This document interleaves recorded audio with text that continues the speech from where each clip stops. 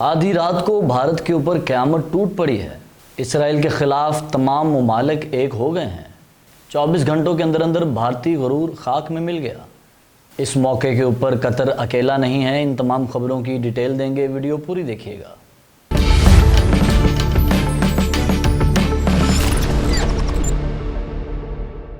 بسم اللہ الرحمن الرحیم۔ السلام علیکم ایوان، آپ دیکھ رہے ہیں سیماب نیوز پروگرام خبر سے خبر تک کے ساتھ میں ہوں میر نوید۔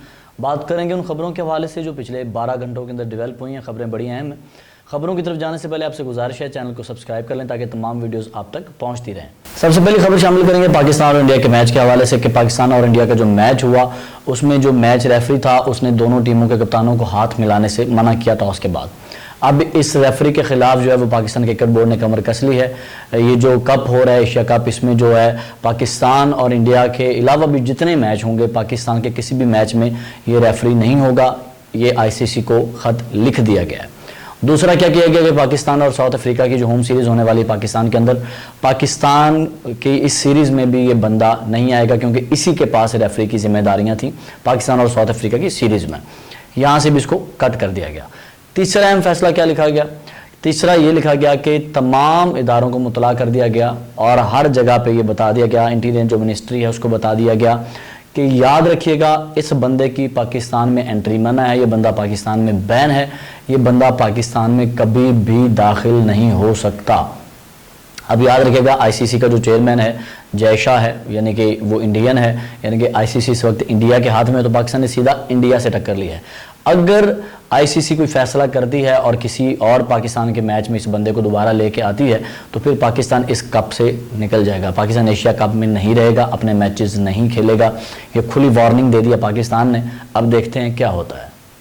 اچھا، اس میں ایک اور ٹوسٹ آیا اور وہ ٹوسٹ یہ آیا ہے کہ جو سابق کرکٹر اور کوچ ہیں انڈیا کے گوتم گمبھیر، یہ بڑا ہی ایک لعنتی قسم کا انسان ہے۔ اس نے شاہد افریدی سے بھی لڑائی کی ہوئی ہے، کامران اکمل سے بھی لڑائی کی ہوئی ہے۔ یہ مشورہ اس نے دیا تھا کہ نہ ہاتھ ملانا اور نہ ہی ان سے بات کرنا، یعنی کہ پاکستانیوں سے ہاتھ بھی نہیں ملانا، بات بھی نہیں کرنا۔ بھائی تمہارے ہاتھ نہ ملانے سے کیا فرق پڑ جائے گا؟ مسئلہ ہمیں کرکٹر سے نہیں ہے، مسئلہ ہمیں پلیئر سے نہیں ہے۔ ہم کرکٹرز کی پلیئرز کی عزت کرتے ہیں، لیکن جو بندے کا پتر بن کے رہے، ٹھیک ہے۔ اب سریش رائنا ہے، سریش رائنا نے کہا جی ہم تو کھیلنا ہی نہیں چاہتے تھے، ہمارا کوئی پلیئر پاکستان سے کھیلنا ہی نہیں چاہتا تھا، یہ تو ہمیں انڈین گورنمنٹ نے کہا تو ہمیں کھیلنا پڑا۔ بھائی تم نہ کھیلو گے تو کیا ہوگا؟ تمہارے جتنے بھی ایکس کرکٹرز گزرے ہیں، جو تمہارے سینئرز گزرے ہیں، انہوں نے پاکستان کے ساتھ کھیلا ہے، پاکستان نے ان کو بڑی عزت دی ہے، پاکستان ان کا احترام کرتا ہے کیونکہ وہ ریئل کھلاڑی ہیں، کرکٹرز ہیں، وہ بندے کے پتر ہیں، تم نہیں ہو۔ بندے کے پتر بن کے رہو گے تو عزت ملے گی، ورنہ عزت نہیں ملے گی۔ اچھا جی، اگلی خبر بڑی ہی اہم ہے، یہ بھی انڈیا سے ہے کہ انڈیا کے ساتھ بہت برا ہوا ہے، انڈیا کے اوپر قیامت ٹوٹ پڑی ہے۔ وہ کیا ہوا ہے کہ ایک ٹویٹر اکاؤنٹ سے ایک اسکرین شاٹ کے ساتھ ایک پوسٹ جو ہے وہ اپلوڈ ہوئی ہے، اور اس پوسٹ میں کیا ہے کہ کچھ ہیکرز نے انڈیا کے بڑے ہی سینسٹیو ڈاکومنٹس جو ہیں وہ ہیک کر لیے ہیں اور اس نے وہ ڈارک ویب کے اوپر ڈال دیے ہیں، اور اس نے باقاعدہ لکھا ہے کہ $5000 میں جس کو چاہیے وہ ہم سے خرید سکتا ہے۔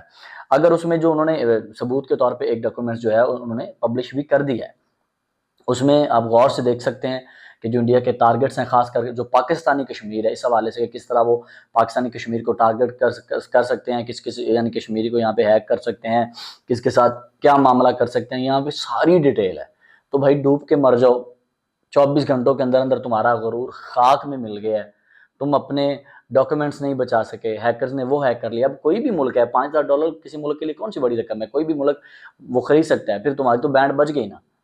باتیں تم بڑی بڑی کرتے ہو اور اوقات تمہاری یہ ہے۔ اگلی خبر جی دوحہ سے ہے کہ کل دوحہ میں قطر کے ہونے والی میزبانی کے حوالے سے اعلانیہ جاری کر دیا گیا ہے۔ اعلانیہ میں آپ کو تفصیل سے بتا دیتا ہوں کہ یہاں پہ جو قطر کے خلاف حملے ہوئے ہیں اسرائیل کی جانب سے، ان حملوں کی مذمت کی گئی ہے۔ تمام اسلامی ممالک جو ہیں انہوں نے اسرائیل کو اسلحہ جو ہے وہ فراہم کرنے کی ممانعت کی ہے کہ ہم ان کو اسلحہ فراہم نہیں کریں گے۔ سفارتی اور معاشرتی تعلقات جتنے بھی اسلامی ممالک ہیں اسرائیل کے ساتھ، ان سب کے اوپر نظر ثانی کریں گے کہ ان کے ساتھ یعنی کہ اسرائیل کے ساتھ تعلقات ختم کر دی جائیں، سفارتی بھی اور معاشرتی بھی۔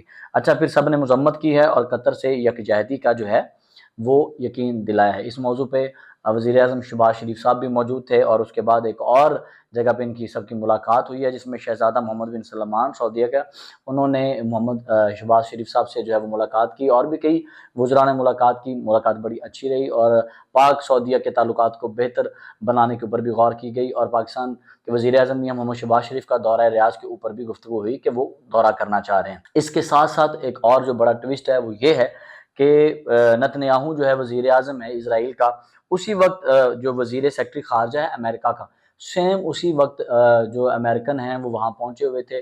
امریکی سیکرٹری وزیر خارجہ جو ہے نتنیاہو کے پاس پہنچا ہوا تھا، اور ان کی میٹنگ ہو رہی تھی، ان کی بات چیت ہو رہی تھی۔ امریکہ دنیا کو یہ باور کروانا چاہ رہا تھا، دنیا کو یہ بتانا چاہ رہا تھا کہ تم جس طرح مرضی اکٹھے ہو جاؤ، امریکہ اسرائیل کے ساتھ ہے۔ تو یہ سب کو پتہ ہے کہ امریکہ کا پلڑا کہاں پہ ہے، امریکہ کا ووٹ کہاں پہ ہے، تو وہ دنیا کو یہ بتانا چاہ رہا تھا، اور وہ بتانے میں کامیاب ہوا کہ بھائی میں تو اسرائیل کے ساتھ ہوں، آپ لوگ جیسی مرضی اکٹھے ہو جاؤ، جو مرضی کر لو۔ تو میرا خیال ہے کہ باقی بھی اسلامی ممالک کو امریکہ کے ساتھ بھی دو ہاتھ کرنے چاہیے۔ یہ صرف بات چیت سے معاملہ حل نہیں ہوگا، اس کا پراپر جو ہے وہ عملی صورتحال پہ بھی لے کے جائیں، عملی حوالے سے بھی اس کو حل کریں۔ اگلی خبر پاکستان سے ہے جی۔ میاں محمد نواز شریف صاحب لاہور سے لندن روانہ ہو گئے ہیں، اور اس دورے میں تقریباً کوئی ان کا یہ 2 ہفتے کا دورہ رہے گا، اور جو سالانہ یہ طبی معائنہ کرواتے ہیں یہ اپنا جا کے طبی معائنہ بھی کروائیں گے، اور باقی بھی اپنے معاملات وہاں پہ دیکھیں گے۔ ایک اور خبر ہے پی ٹی آئی کے لیے، اور پی ٹی آئی کے لیے بڑی اہم خبر ہے۔ عمران خان کی ایک بہن ہے روبینہ خان، جو کہ ملک سے باہر رہتی ہیں، انہوں نے ایک ٹویٹ کر دیا ہے۔ انہوں نے ٹویٹ کر کے کہا کہ عمران خان کو ساری زندگی میں جو بھی تحفے ملے انہوں نے وہ شوکت خانم کو ڈونیٹ کر دیے، لیکن یہ جو بشرا بی بی اور ان کی بہن ہے یہ ہمارے لیے شرمندگی کا باعث ہیں۔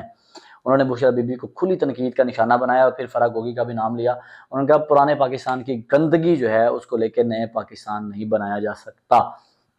فرح گوگی بشرا بی بی اور ان کی بہن کو گندگی کہا، اور کہا کہ یہ پرانے پاکستان کی گندگیاں ہیں، ان کو لے کے نیا پاکستان نہیں بنایا جا سکتا، اور یہ بھی کہا کہ یہ ہمارے لیے شرمندگی کا باعث ہیں۔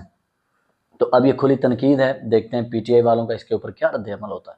اگلی خبر پھر پی ٹی آئی کے حوالے سے ہے کہ یہاں پہ علیمہ خان اور گنڈا پور صاحب جو ہیں وہ اڈیالہ جیل کے باہر موجود تھے عمران خان سے ملنے کے لیے، لیکن گنڈا پور صاحب کو پھر نہیں ملنے دیا گیا۔ گنڈا پور صاحب نے ایک پریس کانفرنس کی، اور اس میں عمران ریاض خان کے اوپر بھی بول پڑے، جو انہی کے پی ٹی آئی کے ہی رکن ہیں اور پی ٹی آئی کی فالوور ہیں، لیکن اس وقت ملک سے باہر ہیں، ہمارے سینئر صحافی بھی ہیں، اور انہوں نے کافی چیزیں بتائیں۔ میں آپ کو تھوڑی تفصیل بتا دوں۔ انہوں نے کہا کہ سوشل میڈیا ایک ایسا مسائل ہے جس کو کنٹرول نہیں کیا جا سکتا۔ سوشل میڈیا جھوٹ پہ جھوٹ بولتا ہے، لیکن یاد رکھیں مجھے ووٹ سوشل میڈیا سے نہیں ملے، بلکہ لوگوں نے مجھے ووٹ پولنگ بوتھ پہ جا کے دیے ہیں۔ اور انہوں نے کہا کہ ولاگ اور جعلی اکاؤنٹ بنانے سے حقیقی آزادی نہیں ملتی، انہی ڈراموں کی وجہ سے بانی پی ٹی آئی جو ہیں وہ آزاد نہیں ہو رہے۔ اس کے بعد انہوں نے کہا کہ خان صاحب کی اجازت سے پولیٹیکل پارٹی نے 27 ستمبر کو ایک عظیم الشان جلسہ رکھا ہے، ہم اس جلسے میں شامل ہو جائیں گے۔ پھر انہوں نے یہ کہا، ان کا کہ مجھ پہ بہتان لگ رہے ہیں کہ میں ملنے نہیں جا رہا، میں باتیں نہیں کر رہا۔ تو عمران ریاض خان جو ہے وہ گدھے کے اوپر بیٹھ کے لندن چلا گیا، یہ میں مان لوں، اور میں ہری پور سے ہو کے پشاور آیا، یہ کس طرح کی بات ہے؟ یہاں پہ انہوں نے عمران ریاض خان کو ٹارگٹ کیا۔ پھر انہوں نے کہا کہ دیکھیں میں لاہور جلسے کے لیے پہنچا، میں نے راستے خالی کروائے، جب لاہور پہنچا تو جاتے ہی جلسہ ختم ہو گیا، اسی طرح جب میں پنڈی پہنچا تو پنڈی جلسہ ختم ہو گیا، تو میرے ساتھ تو یہ سب ہو رہا ہے۔ انہوں نے کھلی تنقید کی ہے، انہوں نے ولاگرز کے اوپر، حالانکہ اپنے ہی یہ عمران خان نے ہی سوشل میڈیا کو طاقت بنایا نا، کس نے بنایا؟ عمران خان ہی کہتا ہے نا سوشل میڈیا سب سے بڑی طاقت ہے۔